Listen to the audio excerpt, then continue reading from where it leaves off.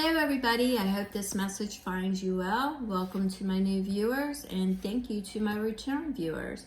As most of you know, I am an intuitive. I receive, or spirit works through me. It could be in dreams, visions, clear knowing, seeing, feeling, hearing. I get signs and synchronicities. They work a lot with me through music as well. A lot of energies, a lot of vibrational frequencies. I am an energy reader as well. I also pick up messages from the other side, not just from my mom. I do pick it up from other people as well. One of the earliest times I picked up a message, I was probably about 10. And it wasn't really a message, but it was one of the first times that I had connected in the theta state with somebody who was deceased. I actually learned later, but for a while, what ended up happening is I was in a house that was haunted at the time, or it no longer stands. The land itself is cursed and haunted. But I was in a haunted house at the time, and I was spending the night in this house. And what ended up happening was that, and this was without my knowledge at that point in time, I did not know the information that I know now. But I had went to a window, and I was peering out the window, and somebody, it was like my mind was completely darkened. It went black, and I heard a voice, and there was laughter, and I said, well, who are you? And they said Beelzebub. And it took a minute because I'm like 10, okay? I'm 10. And I sat there and I went, Beelzebub. And then it hit me and I went, oh. And then this insane laughter. I mean, they just started laughing at me. And I started screaming because, I recognized Beelzebub as the devil. And I didn't really know anything about the Legion or anything about that at that time. And I started screaming and almost fell down a bunch of steps and all kinds of stuff. Anyway, got a little bit chaotic. Well, later on, I had discovered that it wasn't really Beelzebub that I had connected with. It was some drunk who hung himself, slipped from a tree branch. He was drunk. He was threatening to kill himself, and he actually did. And he was trapped on that land. But he knew that I was 10, and he, in spirit form, was an asshole. And yes, they can retain their essence, especially if they're scared or I should say not scared, but don't want to pass on because they don't want to get their comeuppance, or, they're thinking they're going to be judged and thrown into hell. And he was threatening to kill himself, which would be suicide. And that's going to lead to a story. Which was suicide, but he did it drunk. He wasn't in his right frame of mind. But when he taunted me as a 10-year-old on the spirit world, they can be assholes. Yes, they're in a lower vibration frequency, and they do retain their essence when they don't move on. And even when they do move on, you're still in connection with that essence of what they expressed here in this lifetime, or in the lifetime that they are, I guess you want to say, expressing themselves in your current lifetime, in your current frequency, although they're dead. All right. So, and I don't want to get into a lot of, that kind of stuff, but what ended up happening, was that, well, back with that, that's when I discovered, that I could communicate with people who had passed on and things of that nature. And I kind of didn't want to do that at the time because I pretty much believed that,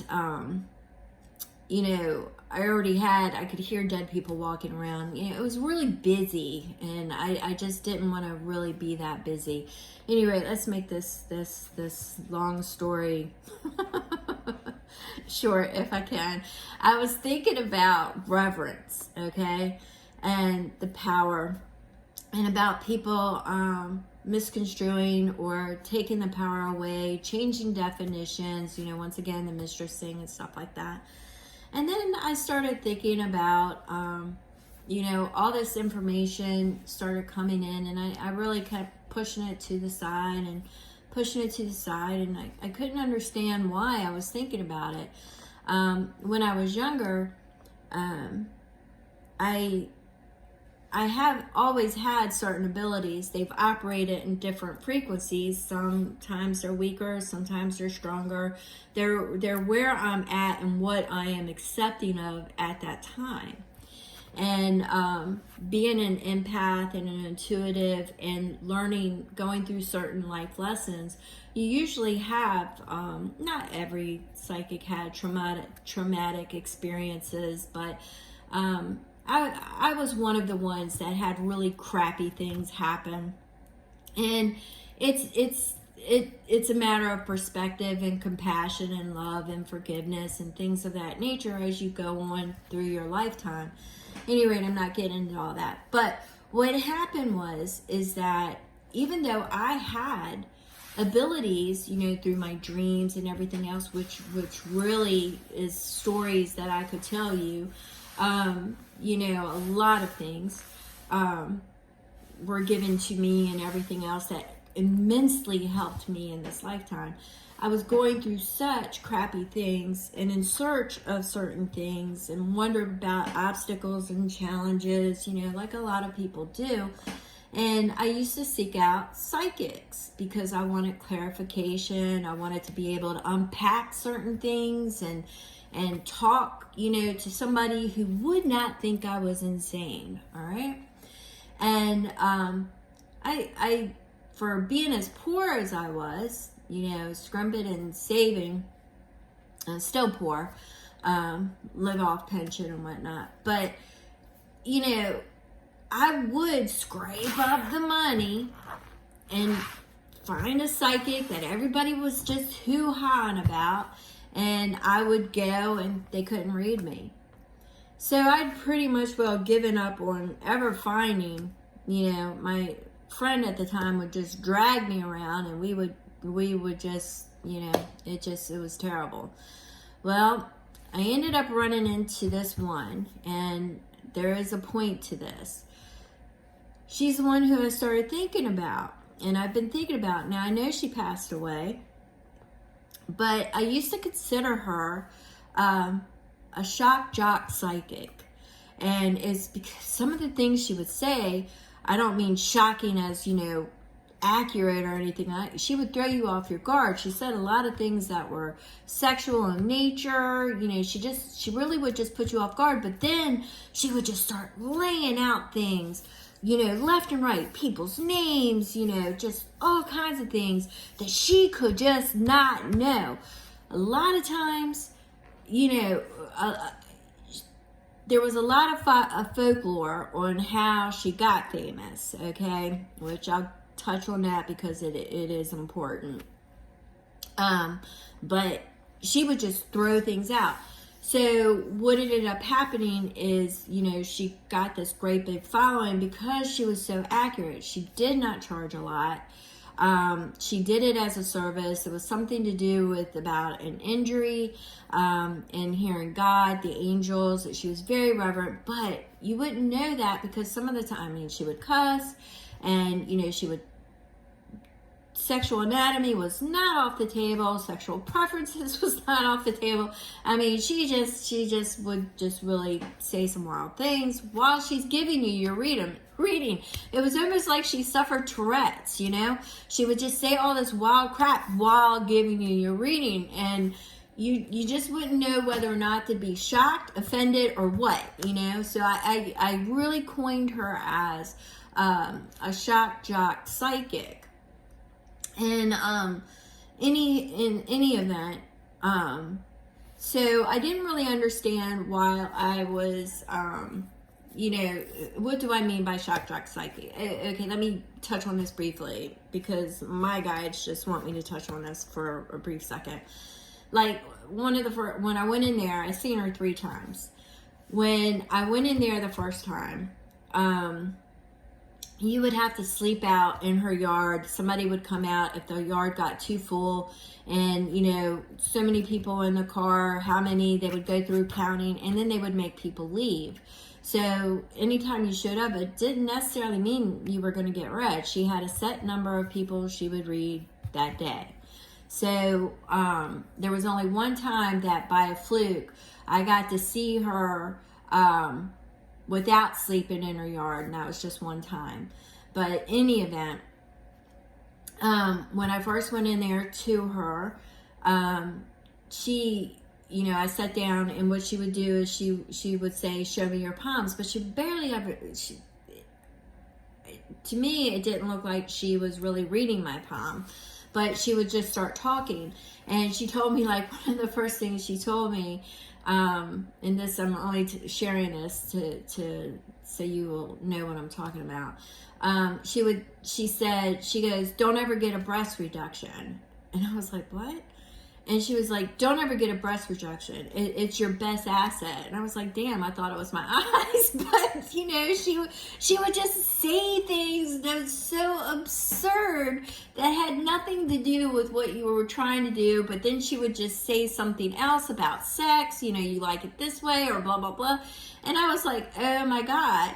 But she would start, in between her saying shocking things, she was laying out names. She was laying out, you know, if not names, initials. She was telling you what's up with this one, what's up with that one.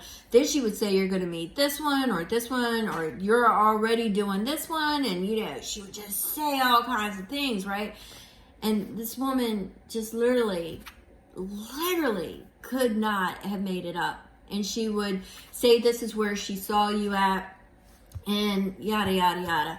And where you were heading and what was going to happen and stuff like that. Now, she got famous, and this was folklore. I'm not really sure how much of it's true, but there was a group that had went to go see her, and she said, look, she wrote down on a piece of paper, and she said, I'm not going to be able to do your reading, but she put this in an envelope. She goes, oh, I'll give you this, but just open it up when you get home. Now, mind you, this is folklore, okay? And apparently they were in an accident, they died, they found the envelope, and it said no future. Okay, I don't know if that really happened. I have no clue, but that's what we were told. And me and my friends, that's what we were told, and that's how she got so famous. Now, these are people that are camped out in a yard. You don't know. You just don't know. So what's true, what's not true, you don't know. It's folklore.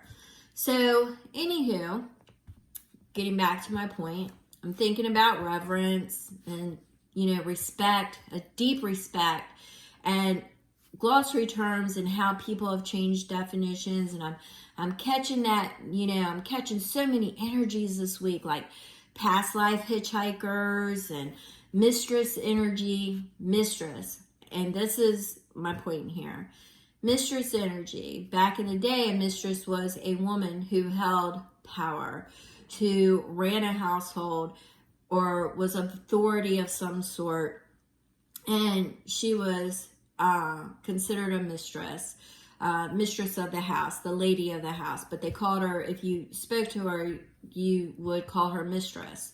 Now, okay, they've since added on to that And now when you say mistress, people really don't even think of it as a woman in power. They think of it as a woman having an affair with somebody who is already taken. And what they did is they twisted it. They took the power away from the word mistress, from the lady, from the feminine energy of power. They took it away and cheapened it, just like they did Mary Magdalene. They took her power away and cheapened it. So there's a certain amount to do with reverence owed and respect owed in the energies that are coming about. Things are being corrected. There are certain things that are being corrected, certain things that are being challenged, certain things that are crumbling, new definitions, new things. But reverence was really, really sticking out to me, and respect. You have a lot of people, I'm not saying that they're not channeling, but they're channeling their ego. And if you chant, and this is the truth, or it's the way I see it, my perspective, people may start out channeling through their ego, but eventually it'll drop. Just like that psychic I went to go see, and I'm about to give you her name. Just like that psychic I used to go see, she would throw you off guard to knock your guard down so she could get in. Do you see what I'm saying? So a lot of times people may start to channel with their ego, but they get so used to it drops, and then they actually do start picking up energies and things of that nature. Anyway, not the insight that I want to provide today. What I wanted to provide was that my mother popped up again. So I'm thinking about all these things, past life hitchhikers, healing karma. Got all this stuff going through my head. I've got new energy in my house. I'm trying to my clear lines, my borders, my boundaries, my solitude, my peace. I've been working on it since May, and here we are in August, Got iron issues. I'm sitting there thinking all this stuff that's going on. And I'm being bombarded by, boundaries, borders, reverence, respect, perceptions, and things of that nature. And then I start getting bombarded with this psychic's name and reverence. And I was like, why am I thinking of her? And I kept getting, the name is important. The name is important. Reverence is important. So today, before I came on here, because I was going to work on, current vibe check-in and things of that nature, my mom is always on my mind. I'm not going to lie. My ancestors are always with me. I'm always getting signs, just synchronicities, whatever. So anyway, mom was really strong, reverence, and the psychic, which was kind of shocked me because mom took my other psychic away from me, the second psychic. After I shared her with my mom actually developed a friendship. My mom was a very strong psychic herself. But she developed a friendship with her, and after that I considered her tainted. She knew too much of my personal business to ever be my psychic, so I couldn't do that anymore. So I actually lost her because she became friends with my mother, or they developed a real they talked to each other on the phone all the time. So anyway, so I was like, why am I not thinking of Margaret? Why am I thinking of this other one? So she just kept on and on and on. So finally I came in here and I was just like, you know what? I got to look it up. There's got to be something that's going on, because mom's not leaving me alone. My mother is not leaving me alone about a psychic I went to that she did not go to, that she had nothing to do with, and my mom's not leaving me alone about it. Why do I say my mom? Because my mom kept giving me her name. So I was like, all right, get in here, and I'm writing down reverence. I'm writing down all this information that I'm getting, through all the things that I want to talk about, and I can't get away from reverence. can't get away from deep respect. You know, I can't get away from perspectives and things and the power being taken. Can't get away from it. My mom keeps giving me her name, giving me her name, giving me her name. You want to know her name, don't you? Her name is Betty Wells. So I had to Google it, right? So I know she passed away. Actually, she passed away later than what I thought. I thought she had passed away many, many, many, many years ago. But it turns out she passed away in 2017. Maybe that was part of my timeline jump. Once again, if you're not familiar with my most recent near-death experience, it's only a fragment of the story because there's so much more to it. But a fragment of the story is on Soul Inspired, and you can find me under Rachel. Nunya is not my last name, but you can find me under Rachel, and you can watch the fragment of my near-death experience. There's a lot more to it. Just time does not allow for the whole full story. So, any rate, getting back to this, could be the timeline change. I don't know. I'm seeing people alive that died in my other timeline. I've got so much stuff going on. It's just wild. Anywho, so I'm getting in there and I look at it, and then I see something that really shocked me. There's a gentleman who was one of the names that I was getting, which was Sean, and I've been getting, a lot of names lately, but not in this respect. I don't think the name I was getting had anything to do with this gentleman, but this gentleman lived in an area close to, well, not close, but in the same state, and he grew up in a haunted house. But at any rate, he had a bad experience. His sister took her life, and the story that he provided was that Betty had told her that she saw nothing for her. Now, she had been to Betty twice, according to the story that I read today, that she had been to Betty twice, but that Betty told her, at least this last time, I think, that she didn't see anything for her, which made me flash back to the story that I had heard before, the one that I considered folklore or legend. Now I've got this gentleman who lost his sister because she took her life because Betty had said that, and I was kind of a little bit shocked once again, but he turned around and called her, he made her a villain in a story he wrote, and you can Google her and find out all the information, but he had called her Bad News Betty, and he made her into a villain. Well, a lot of people came to Betty's defense because she was a very accurate psychic, and he did not discount any of their stories, but he was not moving past the fact that he, in his mind, he would still have his sister had Betty not said that.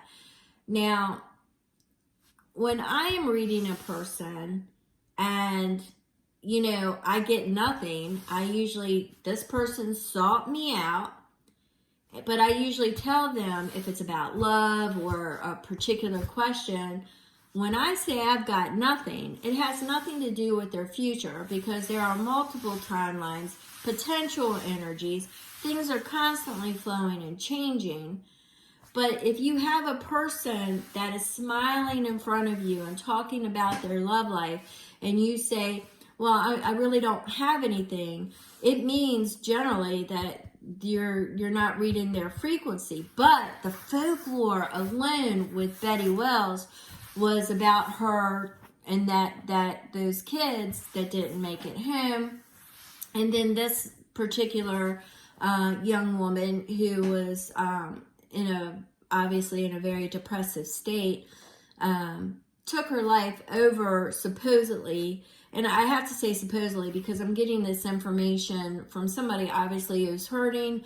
I haven't, I don't know the full story, so I just say supposedly. It's no disrespect intended to his feelings or his story. It's no disrespect whatsoever.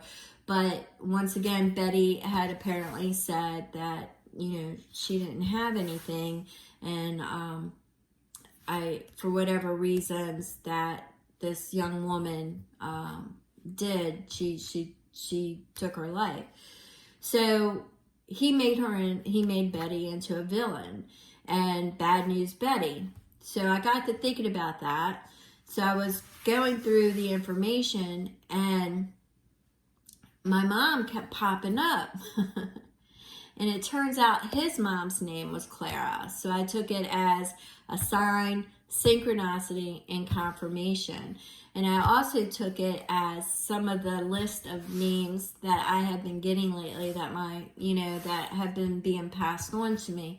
But Bad News Betty, and he kind of made her into a villain. And like I said, I guess it would depend on how you are going to perceive that. And most people that, are seeking information, if you don't see anything for that person, you basically say, which is the truth, is I'm not in your vibration. How many times did I say I went to see psychics that could not read me? They couldn't read me because they could not break through my parameters, my borders, my boundaries. They could not do that. Betty Wells actually had to take me off my guard to be able to read me, but she did it very well. And she was very accurate. Not once, not twice, but 3 times in my life. She was very, very accurate. Very accurate. She could not have pulled this stuff. She could not have made it up. She didn't know me. I lived hours and hours away. She of course, she may have delivered bad news to other people, but he made her a villain. So I found that interesting about reverence, taking the power away from, she did a lot of good for a lot of people. And she did help a lot of people. She would not have gotten the reputation that she did if all she did was deliver bad news. But you have to respect the perspectives of other people. There's reverence but you cannot take away, intentionally take away other people's power and demean them like Mary Magdalene. And no, I'm not saying Mary Magdalene and Betty Wells are in the same thing, but it is the same thing with Mistress. They take and they misconstrue, and they want to take the power away. But this is how he dealt with the loss of his sister. He also, I think he makes movies or did something like that. I'm not saying that he's done things. He lived in haunted houses. He lived in a paranormal and a parapsychology world. So I guess with him and his perspective, he shifted his feelings towards making somebody else responsible for them instead of his sister. His sister's the one who committed the act. His sister did not seek help. And his sister, had she not seen Betty, you don't know what she would have done. I would gather that she was going through something pretty rough. But I'm not saying she would or wouldn't have, but what I'm saying, there are people that are very impressionable. There are people out there today. You have, what I want to say is reverence and respect and perspectives. You don't, unless people are seeking you out, and on tarot channels, they are seeking you out, unless people are asking you, you know, you're not giving unwanted, unguided, you know, you're giving reference to and respect to every energy that you are interacting with. You are not saying that these energies are not protecting or being with other people. That's kind of absorbing the energy of not taking accountability for your own expression and experience. Once again, the ego and self and things of that nature. There's a lot of things, I know what people are saying, you know, or what people will say, well, I didn't ask you for your opinion. Well, yeah, you know, once again, perspectives, when you get how you look at things and reverence, taking the power and stripping people's power away or misconstruing things, you know, I just find it interesting that Bad News Betty seems to be a key component in this. And I do not mean Betty Wells. I mean the name Betty, along with the other names that I've gotten: Sean, Michael, David, Dean, Jack. There's quite a few other names that I have been getting. A lot of perspectives, a lot of twists, and a lot of different personas. But when people are watching you, you still, even though you're doing generic and collective and energy checking reads and things of that nature, people are basically giving you, they're asking you to read their energy, even if it's on a collective level. And by doing so, once again, I have to stress that if there are people out there that are very challenged, very stressed out, you may want to look into resources for assistance if you are down and out, if you are, you know, mentally in a distressed state. Now, there's something else that they're wanting me to say that's a little bit off the beaten path. Spiritual attachments. You can seek people out. There's a lot of people actually that are really religious in nature that have no clue of how many entities are attached to them. This kind of brings me back to that guy who took his life. The asshole who told me he was Beelzebub.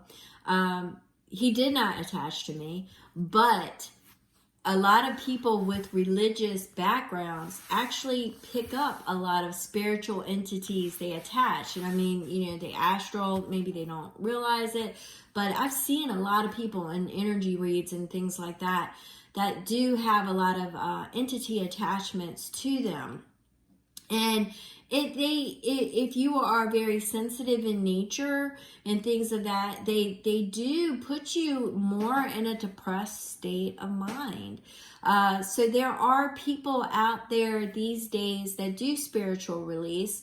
There are some really good people that work with that. You might even want to get into QHHT, go get a hypnotherapist. But I think for people who have entities, they want to really get into a spiritual release program. And look it up. They really should. I know I've digressed here, and this turned out to be a rather long video, but don't fear. I wanted to come out here with a story, and I am getting ready to do. For those who want to hear the collective energies, if you want a personal private energy read, my information is in the description box, okay? But for the collective energy reads and things of that nature, if you are really, truly in a very twisted, low vibrational, and just don't know if you are feeling like you're going to do something really irrational, you may want to seek professional help. But this was about reverence. This was about turning somebody into a villain who was very helpful. People sought them out. She didn't go knocking on people's door delivering bad news. So, you know, it was a message from my mom. I took the message, I took the parts that I needed to, and I shared the parts that I needed to with you about reverence and respect, and pushing ego aside. Don't use somebody else's mirror or their energy, especially if you're an intuitive. And you encounter that, you kind of got to ask, is this my energy or is this their energy when you are giving a reading? And if you are picking up somebody that is in a very low vibrational and depression, you may want to give them resources at the end of each reading, or even at the beginning or in the middle, anywhere in there that you start to detect it, and give them resources to where they can seek help. All right? So I have rambled long enough, and yes, I am going to post this video. And if you made it this far, thank you so very much. I love you all. Bye.